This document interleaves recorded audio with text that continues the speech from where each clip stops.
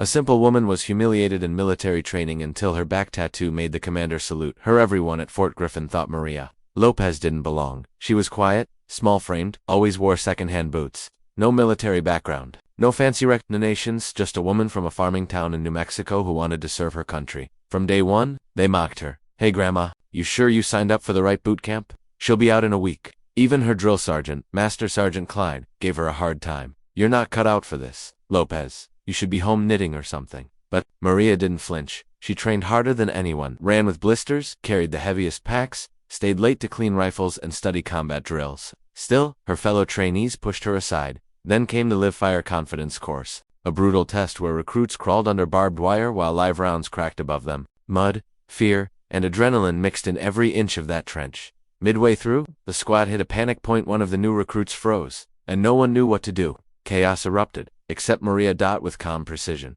she slid beside the frozen soldier and whispered something.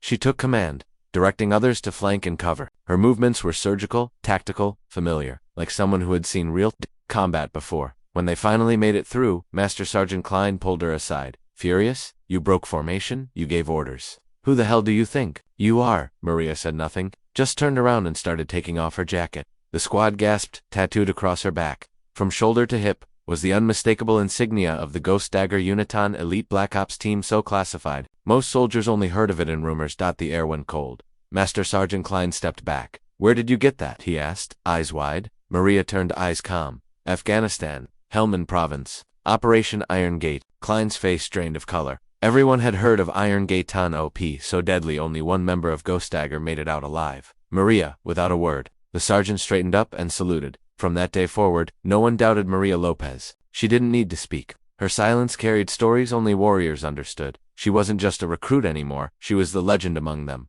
After the salute, silence fell over the training field. The recruits looked at Maria with wide eyes, some in awe, others confused. A few of them felt a new kind of shame. The same woman they laughed at, mocked, and excluded, had once led teams through the darkest corners of the world. Later that night, in the barracks, no one dared speak to her. Maria sat quietly on her bunk, lacing her boots like always. The difference now, respect echoed in the silence. But Master Sergeant Klein wasn't done with her. The next morning, she was called to his office. "Lopez," he began, pacing. "I looked into the name you gave Iron Gate. I didn't believe it." "I know," she replied. He dropped a file on the desk. "Turns out everything you said checks out, even more. CIA initials all over this." Maria nodded. "You could have skipped basic," Klein said, narrowing his eyes. "With your background, you could have gone anywhere. Officer school, Black Ops training, straight into leadership. Why the hell are you here with raw recruits?" Maria looked him dead in the eyes. "Because I want to earn my second chance. Like everyone else." Klein sat back, quiet for a long beat. Then he gave a single nod. "Understood." From that day forward, things changed. Klein treated her with the same iron discipline as the others, but now, with a strange reverence. He'd glance her way before running a drill, as if silently asking for backup. The other recruits followed suit, eager to train beside her, listen to her tips, learn from her. Still, Maria stayed humble. She wasn't there to show off, but fate had other plans. 3 weeks later, an incident rocked Fort Griffin. A group of elite visiting officers came to inspect the base. Among them was Colonel Wallace, a decorated but arrogant officer who treated enlisted personnel like dirt.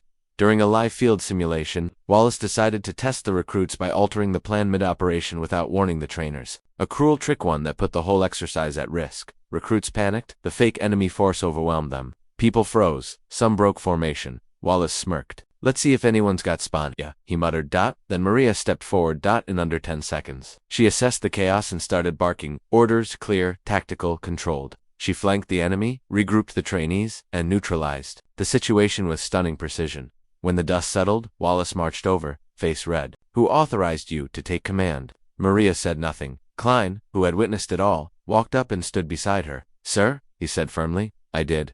Wallace scoffed. "This isn't some damn combat zone. It's training." But then one of the visiting commanders, an older man with a scar across his cheeks, stepped forward and looked at Maria closely. "Lopez," he said. Maria turned. "General Carter." Carter blinked, then smiled slowly. "I thought you were dead," almost, she replied. He looked at Wallace. "This woman saved 2 of my teams in Kandahar. If she says jump, you ask how high." Wallace froze. Then, in front of everyone, Carter did something that silenced the entire field. He saluted Maria.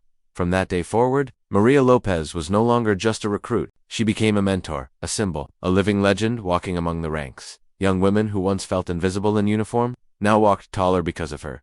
The story of her back tattoo spread beyond Fort Griffin through bases. Online forums whispered between soldiers around the world. They called her the flame in the shadows. But Maria didn't care about fame. All she wanted was to rebuild, to serve with honor, to make sure every soldier, no matter how underestimated, knew that greatness wasn't measured by rank or recognition but by how you stood when no one believed in you. And the next time someone mocked a quiet recruit, they thought twice. Because somewhere, Maria Lopez might be watching.